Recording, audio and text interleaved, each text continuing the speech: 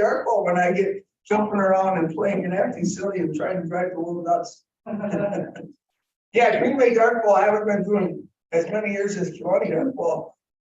So that's probably only about 4 or 5 now. The first couple Darko when I get jumping around and playing and acting silly and trying to, people stared at me for the whole 2 hours. I mean, so they put their darts or drank or something.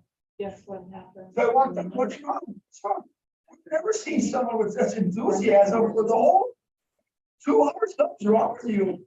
Oh, no, this is- You're talking about the phone speed, you know. But you thank you. But you did the whole thing, you say, this is nothing. That either I have to take it or I have to. Hey, Tom, Go, are you gonna hurry after the meeting today? yes, but I need to talk to you. It won't, you have to leave immediately? I have to be in Green Bay by 10:15.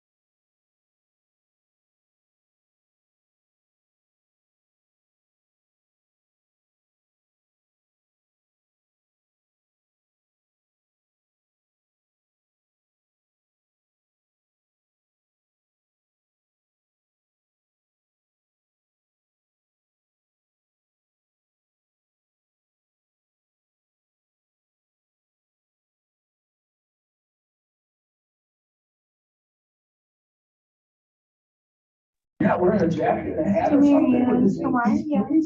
We can do all the process. I'll take the brunt to the heat, man. I can take it. Well, then I do what you want. Like to call the meeting to order, it looks like everyone is here from work. Okay, could I get approval of the May 18th agenda and approval of the minutes that were submitted? Okay, Tim, is there a second? Second. Tom, all in favor, say aye. Opposed? Hearing none, they are approved. Okay, approval of contracts, Melissa. Yep, we have a few contracts that were listed right on the agenda there. The first one, for the T, the mooring is an alcohol and drug treatment center that we utilize for our mental health services. We also have the Atrium post-acute care MOU on there linked to our transportation program. The Custom Fence is a provider that we're utilizing for children's long-term support for home modifications. And then we have East Shore Industries on there for CLTS summer programming. Does anyone have any questions about any of the contracts? Okay, Joanne? So the custom fence was for approximately how many different places? It's several consumers, you know, right I offhand. want to say 3, possibly 4. So we 4. We put in a few of those first. And it's things other than fencing. Custom Fence is solely fencing to go around yards for consumers that are high risk, high flight risk. So what kind of, sounds like a nice fence. Well, there's actually different options that are approved by the waiver program, so they kind of tell us you can pick different kinds, and then based on price per square foot of fence, it's covered by the CLPS program. It's a reimbursable option through our state funding. It's not cheap though, Joanne. You're Yeah, right. no, it's expensive. They are very expensive. So, and none of these are new. New providers. These contracts. Custom Fence is the new one. Which one? Custom Fence, the third one that's listed there. Custom, yeah, I'm just asking the question. What would happen if we would say no? Then what happen? And they don't get a fence. That said, then they don't get a fence. Pardon? That, like Scott said, then they don't get a fence. No, okay, but it's painful. Well, I'm just asking on any, not this particular one, on any, Right. and anyone. Yep, they have to come before the committee for approval. But did they explain what they were? I don't remember hearing what that's called. Sure, so the first one, the mooring, is a treatment center for those struggling with alcohol and drug abuse. Yeah, that's okay. Yep, Atrium post-acute care is linked to a transportation service. So we allow some of our providers to utilize our wheelchair accessible vehicles, and we have a memo of understanding for that. Okay, Custom Fence is for the Children's Long-Term Support Program. Fencing is sometimes needed for consumers who wander off or leave unexpectedly. So it could be children with mental health concerns, it could be autism, it could be developmental delays. And then East Shore Industries is for children's long-term support consumers to access some of the programming. good to me. Yep, that one's new. Okay. Yep. Sure. Do they have to own the home? They're not renting the home. They don't have to own the home. They don't. We have to have an agreement with the landlord if that were the case. Melissa, Yeah. this is completely reimbursed back to the county, For children's waiver, it is. so it's not cost. They give us direction on what allowable costs are, and one of the allowable costs for children who are functionally eligible because of what they have going on with their makeup. And they're allowed to do certain things that are completely reimbursable to the CLTS. And they are, anytime there's a high cost item like this, it's going to the state, to Department of Health Services. They're taking a look at it. They're making sure that the provider is on the provider registry, and they look at the cost estimate and make sure that it's falling within the range that's expected from the state standpoint. And if it's too high, it goes to another panel for review and could get denied if it would be too high. So we get basically a second level of approval. We're not just approving it at the county level. We get a second level of verification from the state that this is a reimbursable expense that they're going to come to us for. Any other questions? Now, could I get a motion to approve it? I'll move to approve the Okay, contract. I'll make a I'll motion. second. Julie second, all in favor, say aye. Aye. Opposed? Hearing none, the motion is approved. Okay, then the in-service. Yes, so I want to welcome some folks here to talk about East Shore today. So of course, we have Tracy, who is the president and CEO down there in that pretty purplish pink shirt. And then we have Mary Ann, who we all know, right? And then her daughter Tammy, who is an expert on East Shore. Right, Tammy? Yes. Pretty much, yeah. So what we're doing today is, we're going to have Tracy give us an overview of the services and programming at East Shore, and then, Tammy and Mary Ann are gonna give us a little bit of a personal insight to the programming that's offered. So excited to have this. I'll toss it over to you, Tracy. Hello, I've been at East Shore, which now we call ourselves PSI, Empowering and Supporting Individuals. I've been there for 17 years. Ronald Pitchko was the CEO before me, and when he retired in 2015, which happens to be the same time that we switched from a county-funded Medicaid model to family care. So we still are funded primarily through Medicaid. However, it's through the family care model, which the state went through a big change about 2015, 2016. And the county rolled out for 5 years, and I believe now everything through for cognitive disabilities is funded through Medicaid. We still have 3 individuals who come to ESI for mental illness issues. So those are funded through the county. We have 2 individuals that were previously funded through the county. The one person we hired and works for us now, and another individual no longer qualified for services. But through some of our donation give back, we are still providing services to the individual. When we rolled out of county funded Medicaid, the Medicaid that came through the county support track, our services at that time looked much more just facility based, not so much community based.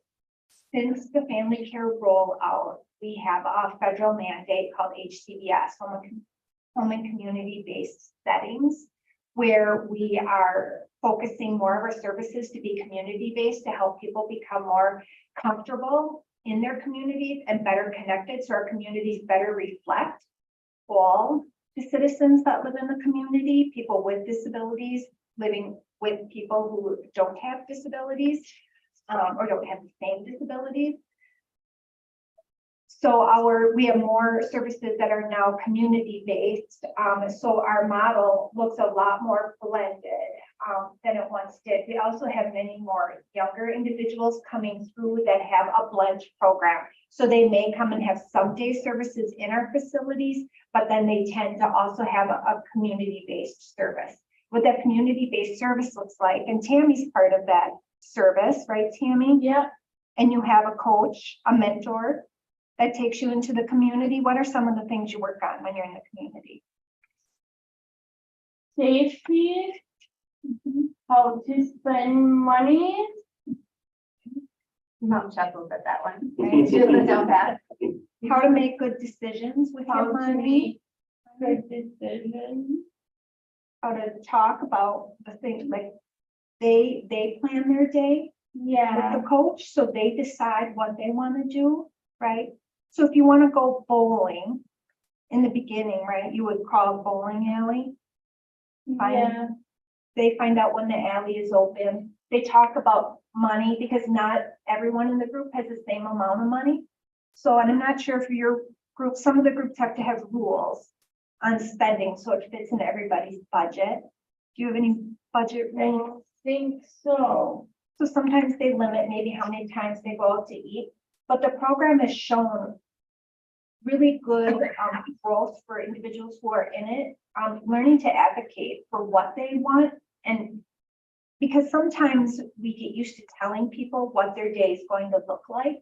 So we really work hard to give people the voice and the words to use to ask for or tell us how they're feeling, what they like or don't like, teaching them that it's okay to say, I don't like to bowl. Not that we're not gonna go bowling, but you should be able to say, I don't like bowling. And then the group kind of discusses whether or not that's what they're gonna do. And that's a real generic, one of the easy go-tos, but those are the types of things that happen in our community-based services. One of the struggles that we have going forward is that we are seeing a lot of young individuals who need high behavior support, and we just don't have the staffing to provide it. I would say in the last year, we probably have 4 or 5 individuals that have come to us that we could not give services. They need one-on-one, high need care, probably, it's space in our facility that would maybe allow them to have more one-on-one care. So those are some of the limitations that we have and concerns that we have going forward. But we see a lot of great growth in the area of, community-based services and having people, we even have individuals who are living at home and dependent on their family members. And as their family members are aging, they have been able to find independent living in an apartment with the proper supports. So we've seen a lot of success and movement that way, which is very promising. Anything else, Tammy, that you wanted? What else is important at ESI?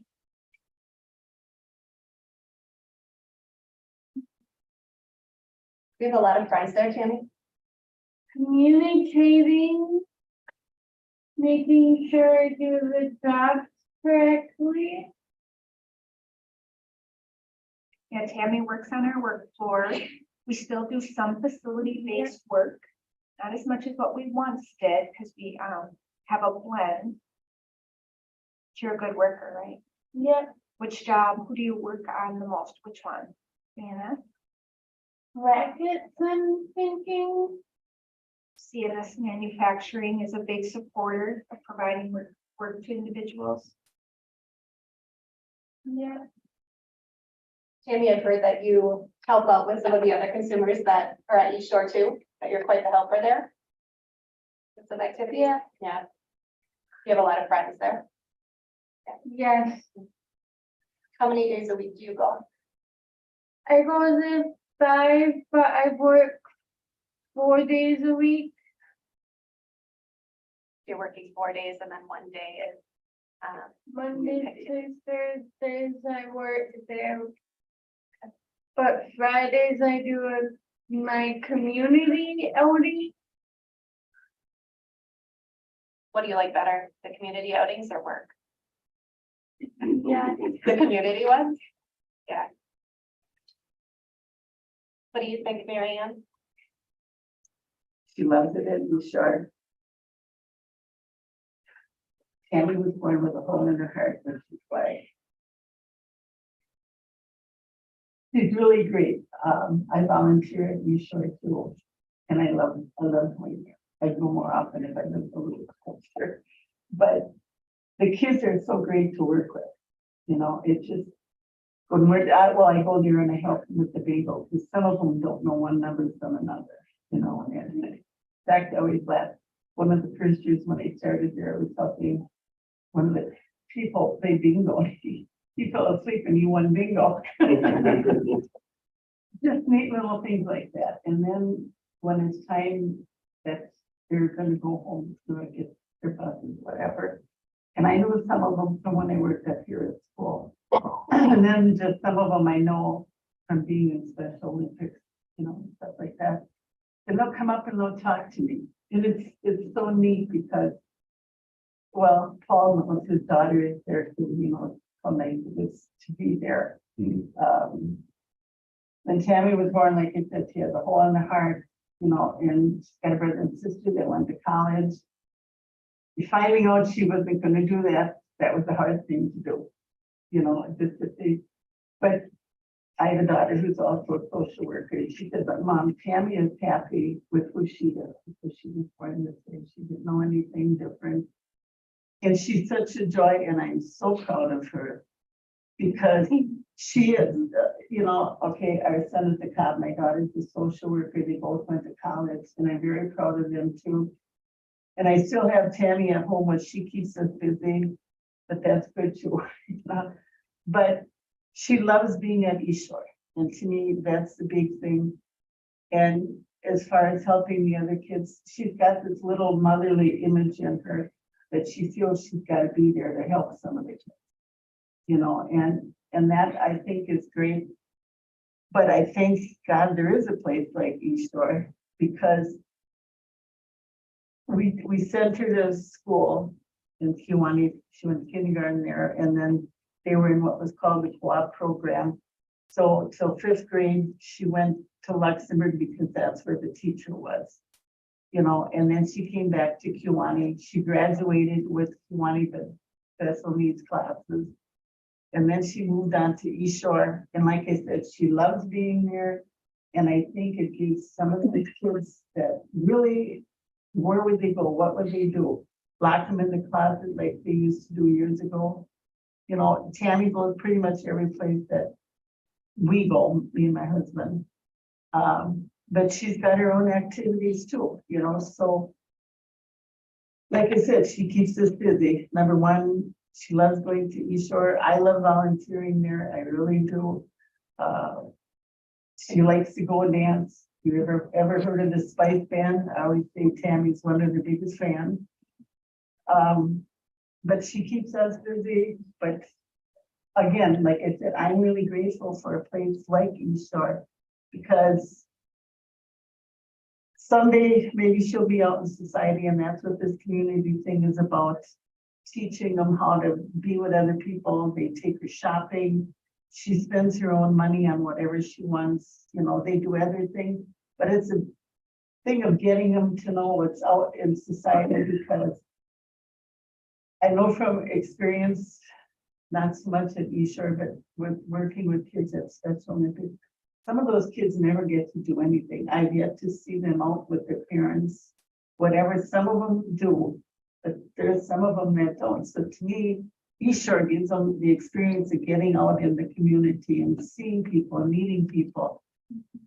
And it's a great place. It really is. Unfortunately, we have people who have special needs, and if it wasn't for a place like East Shore, Tammy wouldn't be the person she is. She loves being with the people. And I'm just very proud of her. But again, I'm very grateful for a place like East Shore, because like I said, where would some of these kids go? They'd have nothing in their life except being locked up at home, Well, and we learned in COVID. COVID was our learning lesson. We always preach isolation is, a huge health impact. And COVID was very difficult on the individuals we served. Everyone, when they came back, it was a transition. And I can't directly tell you that it resulted in some of our individuals not living as long, even if they didn't get COVID, but isolation. There were people who were unable to come back because their health deteriorated so significantly after COVID. They weren't able to be back out in the community and come for services. It was a huge impact, and a huge impact on mental health. All of us went through a difficult transition, but at East Shore, we really saw the impacts when people came back. It was stark. But the people who come back now, most of them have reacclimated, but we've had individuals who are not back, and their life is been altered dramatically through COVID. So it taught us that lesson.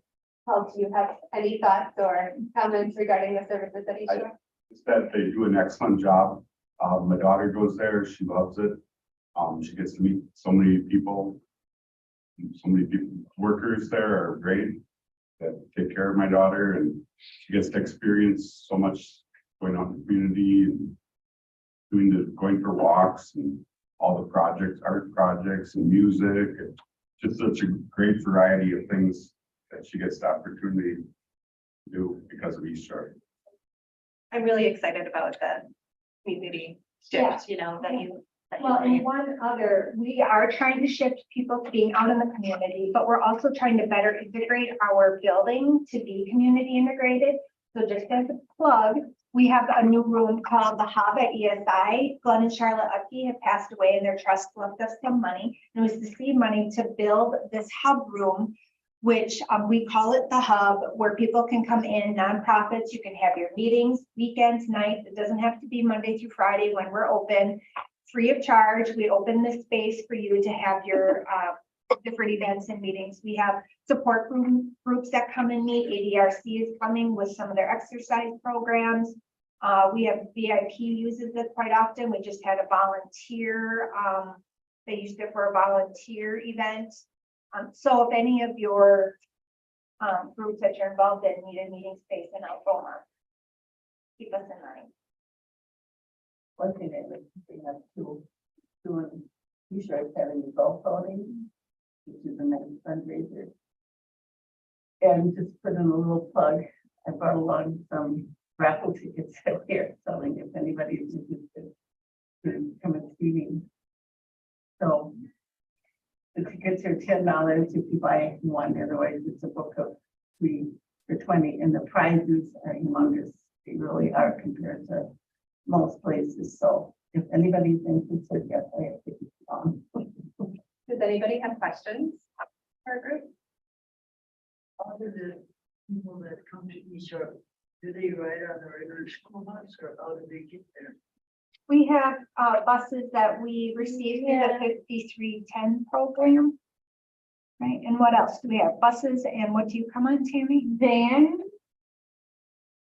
You have a pretty robust transportation program. We connected do. to it. Yeah, we're up to probably 9 vehicles. Because we're out in the community so much, we need vans, so we have a lot of vans, a lot of buses. Almost everybody who attends ESI comes in transportation through the 5310 program. So 5310 is a federal government program that we apply for a grant, and the federal government pays for 80% of the vehicle, and then we pitch in the other 20% of the vehicle. And there is also a small financial support that the Human Services Transportation Program through our 8521 allocates towards transportation at East Shore, just to show our support for the transportation needs related to our consumers today. And I think that's a great part of the program too, because I'm retired now, and it's like the idea of getting up and running all the way to Algoma and then having to go back and go get her. You know, no offense, I'm retired. I really don't like driving, especially not when there's snow on the road or something, you know. And it's great. It's a great thing. They pretty much pick her up within a matter of a few minutes, unless there's some kind of a problem. I can't thank you Shore enough, because I really think it's a great place. And again, it's for people with special needs.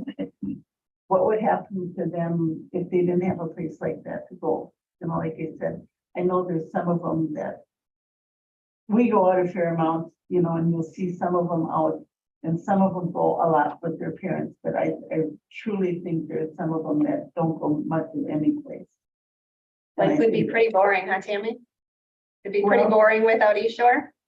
yeah, Tracy was talking about during COVID, they did this Zoom thing, you know, where they could talk to them, but that was for like maybe a couple hours, so in the morning and then sometimes in the afternoon.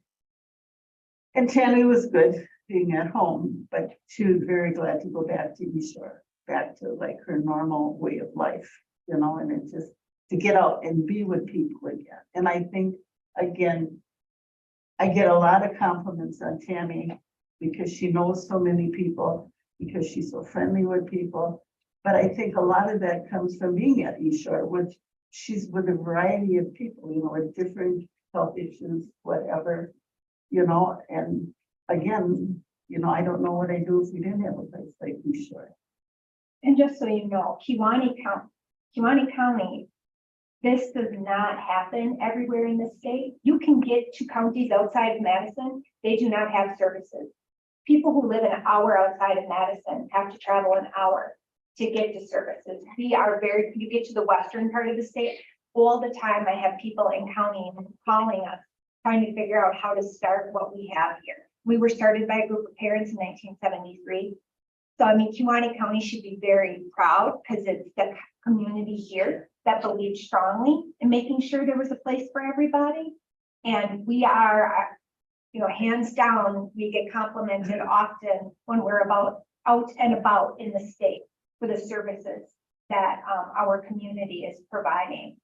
So everyone has something to do and has a better quality of life. So you guys, hats off to this county for what they do. Well, we should continue to approve this contract for them. That would be great. That would be great. Yeah, we're gonna keep bringing it back in different ways. We're gonna keep bringing it back. This one specifically is, addressing, well, it's part of what was addressing our summer services for kids. And again, that's another program that has grown and blossomed and it's all about that community. That piece of, where do any of us fit? And we've got extra options here and it's pretty spectacular. Thank you so much for coming and sharing your experience with us. Thank you. Thanks for having me. I appreciate it. I was wondering how many people are attending in a given day, pretty much. On a day, we have about 50 people in attendance. Busy place, And lots of energy. lots of coming and going. Yeah. Thank you. I'm gonna move on to you doing the financial Yes. thing. So Brian was out with health stuff, so I'm going to go through the financial report with you guys today. All part of your packet, hopefully you had some time to review it.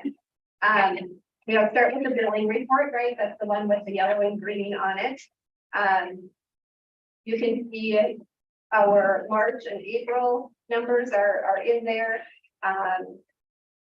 We are averaging 217, a little over $217,000 a month, which Brian had indicated is about 6.1% lower compared to last year. And then it is the state aid report. That's next. Highlighting on here, we have CARS, which is DHS, Department of Human Services. In 2022, so far we claimed 498,000 through March. Spark is ECF, and we claimed 387,000 through March. And then we have income maintenance claims there, a little over 81,000. Then we can move on to the contract status report. The only one that we're really highlighting and taking a look at, keeping a close eye on, is the family services contract. We have a little bit of room there, but we do have a consumer and residential care with family services that we hadn't expected when the original contract was completed. So we will do an addendum there if we need to. And then we get to the vendor payments. Some of the payments of note this month, of course, we have the tail end of our Cholita payments. The last payment there of $33,705. Bell and psychiatric claim for $6,553. That of course is linked to mental health needs. And then Christian servants, we'll continue to see some large claims there, which is the provider serving our consumers who have been relocated to the community. And of course, that is reimbursable by the state through Children's Long-Term Support now. So whereas Cholita, there was no reimbursement, now we have, we still have a high cost, but we're getting reimbursed through the state for that now. And then family services, again, is in there, and that's the youth aids institutional fee. You also have the credit card sheets for managers included for April, and then one for March that for those in.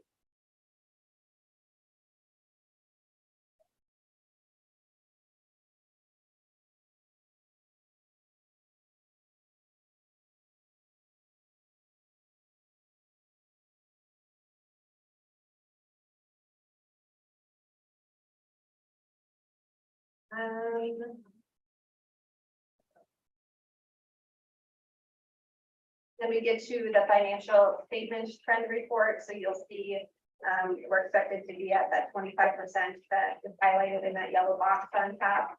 And then Brian would always go through these different areas. So starting with the administrations, you can see the revenues and expenditures there are in that area that we're hoping for.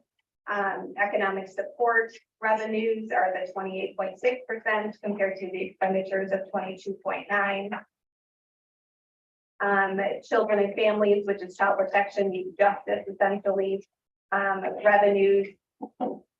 There are at 41.6% and expenditures at 28.6%. So our revenues are coming in, expenditures are a little bit higher than what we were expecting, but that's remember, we have Shalita class from early on in the year here, and then we have that one that we still have in institutional care as well. So we expect that to level out with the expenditures there. Behavioral health revenues at 18.8%, expenditures at 23.3%. Revenues are lower than expected. Expenditures are also a little lower than expected. We do have Winnebago costs of $66,000 through March. Family and community services. So this is capturing birth to 3, children's long-term support, adult protection, transportation. Revenues at 27.1%, expenditures 29.7%. Revenues and expenditures are fairly balanced, but a little higher than expected. And then bottom line, $566,766 in the positive is what Brian had noted for me. And he also highlighted the 2022 year-end balance is looking like it's $414,000 unaudited. And he noted that the final audit will happen in May. So things are looking good. Question?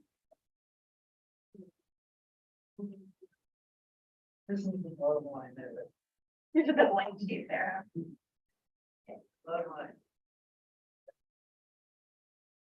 Okay, well, then we move on to the director's report. All right, need to hear from me a little bit more. So last month, we continued our conversations related to developing the wraparound house. So in previous months, I was calling it transitional housing. We decided we don't like that term because community members, as they hear that term, are thinking pretty negatively with the assumption that we are having criminals placed in this home or relocating them out of prison, things of the like. That's not at all what we have envisioned for this house. So we feel that wraparound is a better term or definition to capture what our vision is for the house, right? So we would wrap around the consumers who would be residing in the house and providing all of those supports that we've talked about historically, to include mental health services, AODA support, daily living skills training, parenting support, financial skills support, right? That all of those different things. So I wanted to give you just a little update of where we're at since our last meeting. So here, remember, I don't think I had an estimate for you last month. I think I got it like the day after. So Brett's Construction was able to give us an estimate. His estimate was $152,000. Since then, we also had another contractor take a look at it and said thanks, but no thanks. Don't even want to give you an estimate. It was more than they could handle. And then we had one other contractor look at it, and he's working on an estimate for us. That contractor is not really as established as Brett's, to be transparent about that. But one concern that has been raised since last month is potential asbestos concerns. I did reach out to public health, provider was recommended. I reached out to them and they are not able to help us out with determining if there indeed is asbestos. The concern is linked to the siding of the house. So obviously if there is asbestos, we'd want to have that issue resolved. I'm told that you can either paint the siding or you can have it removed and disposed of. But that cost of removing and disposing of it can be pretty high. Also, did you talk to a painter because they come with a little tester and they'll do it right away, it takes like 5 minutes. No, so any painter, Any painter call, anyone, they should be able to come right out, the tester on it, and you'll know right away. Okay, I hope it's as easy as that. That's great. we've done it already, so it's that easy. All right, perfect. Also at the recommendation of the committee, I did reach out to the village president in Luxembourg. He was very grateful that I did reach out. He said that there has been some discussion from the community about the house. Sometimes I wonder where information comes from, but they were concerned about who was going to be living in that house.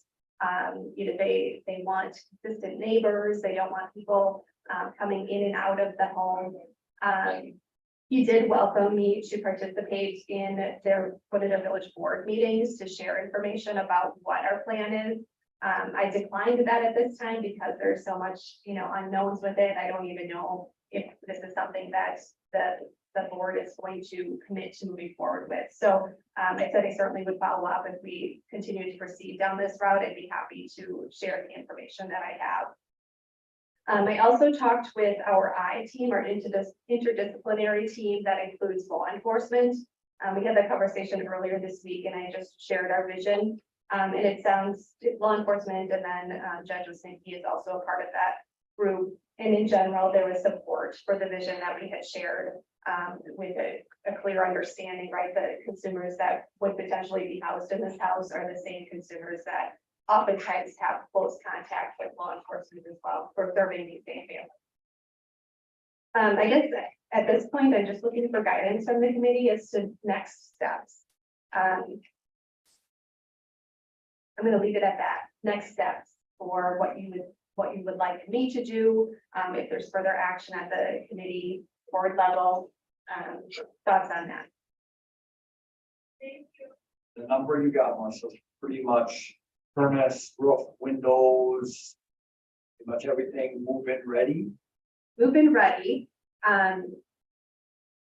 What we talked about is to go into the process of giving us an estimate with the lens of a taxpayer, right? So we want to be stewards of taxpayer dollars, but we are not looking for anything fancy.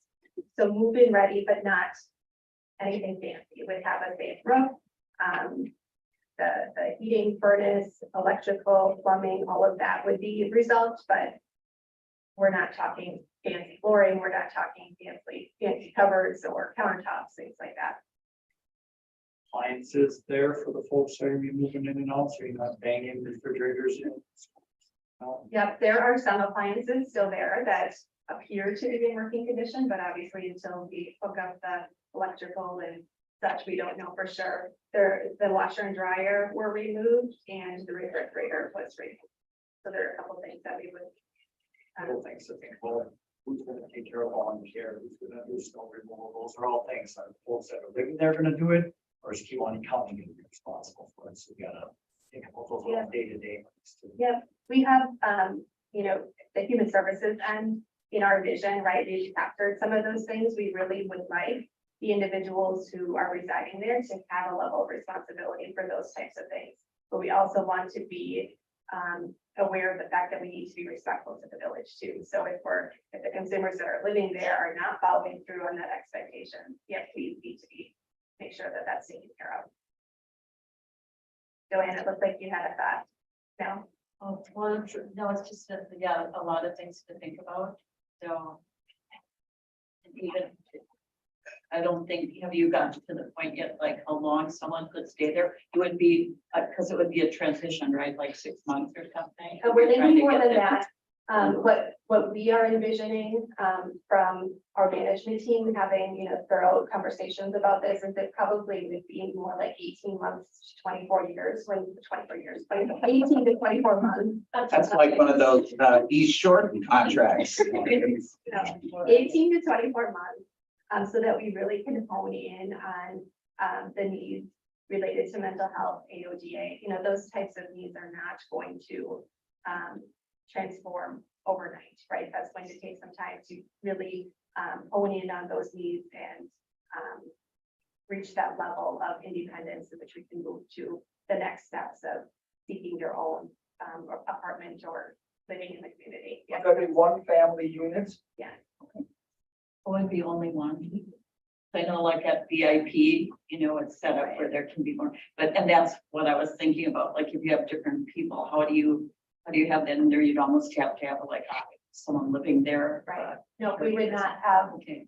24-hour care unless it was something like currently the consumers that we transitioned out of Cholita, right? They are requiring 24-hour care because of their high need. But in general, we would not expect to have 24-hour care there.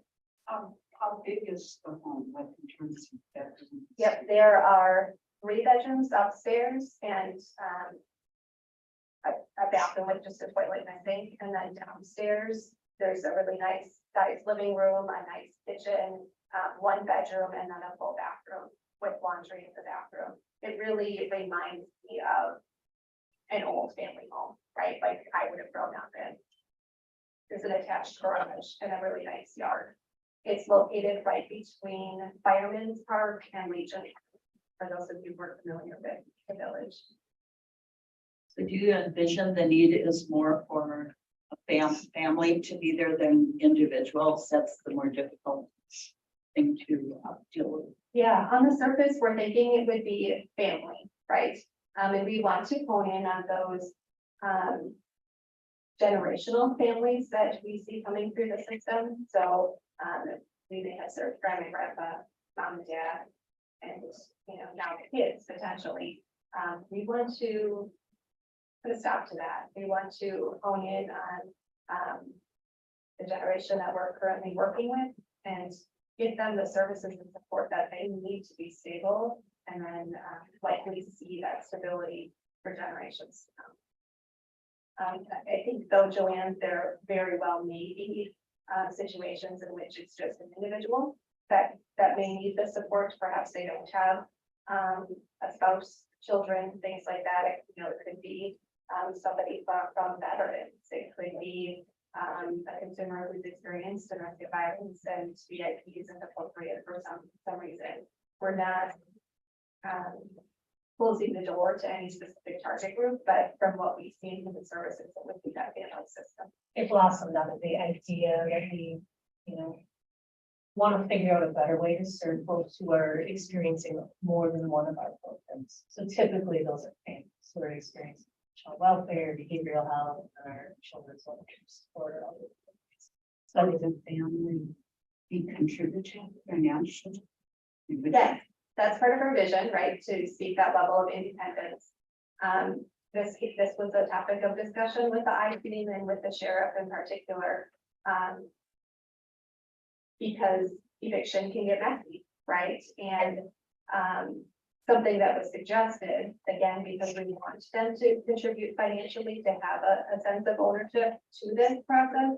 But he suggested perhaps that contribution is for something other than rent specifically, so the county is of course going to have some grace depending on what's happening with the consumer. So we need to temper that with what's expected from the landlord position, right? So I know Brown County is doing that. Their housing oftentimes is closely linked to their drug court. So the consumers are paying a fee connected to their drug court costs, and then essentially don't have to pay for their rent for the housing. And that's to avoid that landlord tenant conflict and risk of eviction and the impact that would have on the treatment they're receiving. Again, we're looking, yes, to meet basic needs of folks, but then also to incorporate behavior change components. So again, I don't think we want to hem ourselves into any one specific way, but there will be a contribution of some sort that hopefully ties into behavior change, behavior modification, and trying to not just meet the basic needs, but then also, have services that enhance folks' ability to meet their own basic needs going forward without some just folks that are providing. I think the important part to remember here is this. I know that if you talk to the different community members, there's a concern, or why would we want to have this? We're already starting to have those concerns expressed. But I want to say this out loud so everyone hears it. These are our neighbors. It's not like these people came from out of state. These are our Kewaunee County residents. They're our neighbors, they're our friends, they may even be family. And I believe we have a responsibility to take care of our people. And therefore, there is some of this housing that is needed. And they need to receive the services. And so we want to make sure we're doing it in an effective and cost-efficient manner. And this is one way that we're looking at. Again, it may not be what we want to do.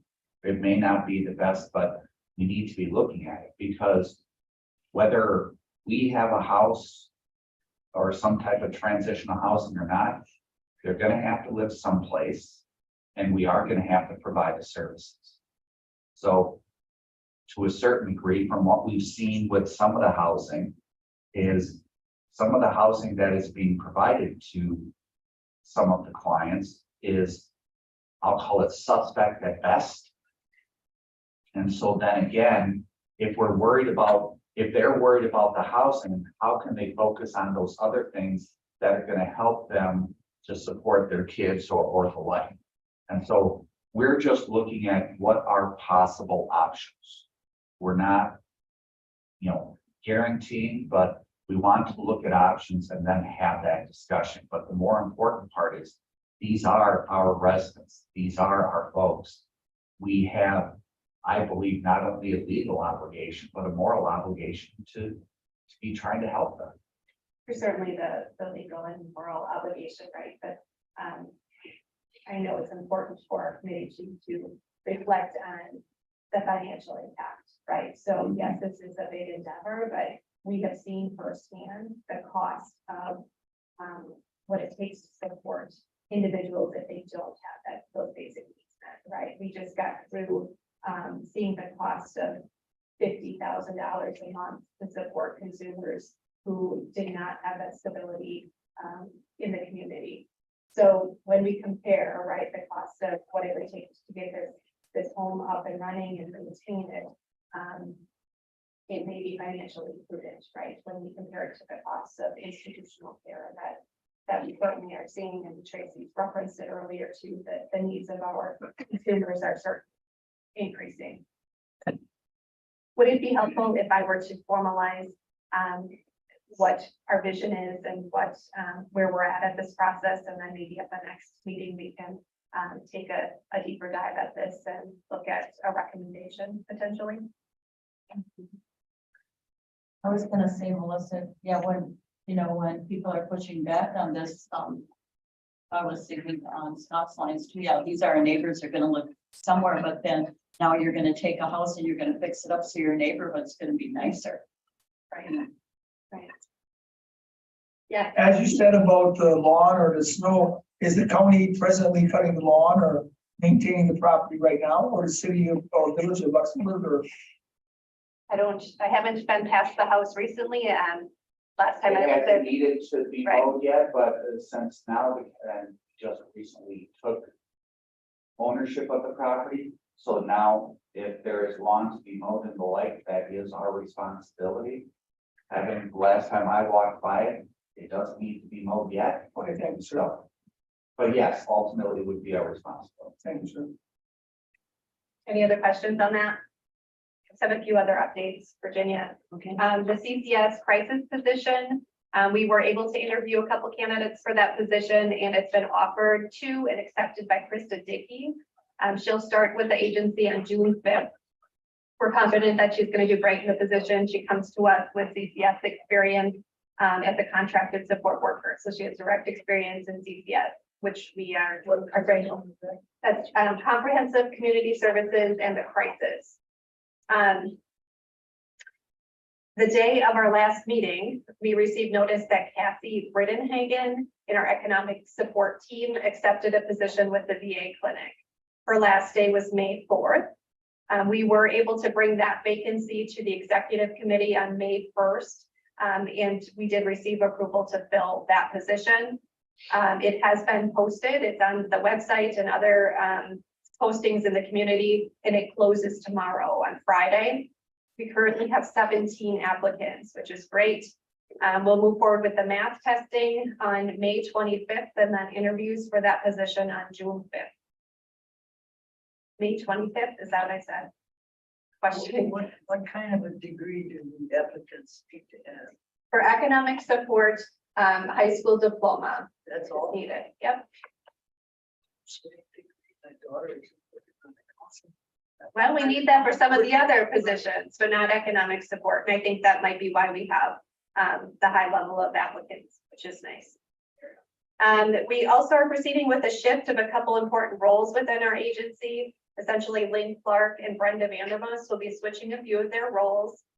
Brenda will be taking the lead with the transportation program, and Lynn will continue with the CLTS billing, but also assisting with additional billing tasks for the department. Those involved with the transition are being planful about the transition, and we hope to have everything finalized by mid-June. I'm confident that the switch will be better for the agency and for those involved, but change is never easy. So just know that we're working through that together. The WICSA Spring Conference in Elkhart Lake was held May 3rd through the 5th. Donna, Julie, Linda, Virginia, and I attended, and it was a great event.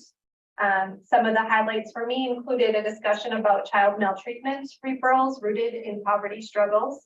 And there was just the question posed, is this all child maltreatment that we're seeing, or is it poverty? Unique use of TSSF funding has helped some of these families that we're seeing, that we're serving. And it's interesting when we see these basic needs met for families, the referrals for child maltreatment are being reduced. So again, please consider that as we take a look at the home that we're considering for that wraparound programming. They also talked about engagement, collaboration, reducing burnout and secondary traumatic stress with our human services staff, the importance of positive energy and connection with others. One thing that has stuck with me and I'm sharing with others is connection before content. In order for us to be effective with each other and with the consumers we serve, we need to have a strong connection with each other.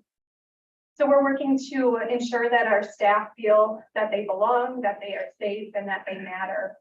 And there was a reference to an employee engagement index that I'm taking a deeper look at as well.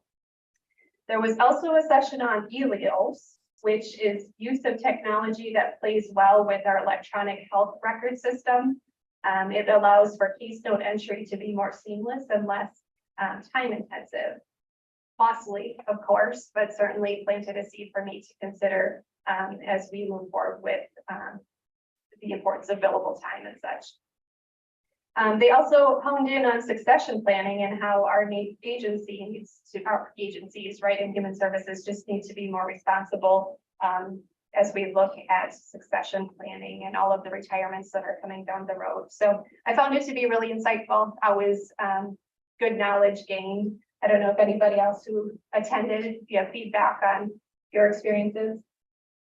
Just want to say thank you for the opportunity. I think it's a great way to support the agency by becoming more educated about the challenges that directors, managers, and online staff face. Thank you for that. Having worked in the agency for a number of years, things change, different challenges and needs, and it's just a good way to find out. Thank you. Perfect. Any questions for me in general, like the things I covered or anything outside of that? Perfect. Is there anything else coming to the group? Not, be sure to have one of my birthday treats in the back before you leave. I don't want to take all those home. You're gonna have to go Thank you for bringing that. Happy birthday. And I also don't know that we have the same birthday, so I'm really saying it's her birthday treats. Okay, next meeting, we typically meet on the third Thursday, but that's the 15th already. Is the 15th gonna work okay, or would you rather wait to the 22nd? Help us at meeting that day. All right. The health committee is meeting that. Correct, you can have it afterwards because, The 15th, is that right? because conflict of, chemical or something. Chairman, but I told you to go to the 24th and the So 22nd. you rather go to the 22nd for our meeting? I guess so. How does that work out for you? That works. Okay, at 8 o'clock on the 22nd? Okay, well, there's nothing else to come forward, so I just need a motion to adjourn. Okay, Tim, Joanne, all in favor, say aye. Opposed? We are 22.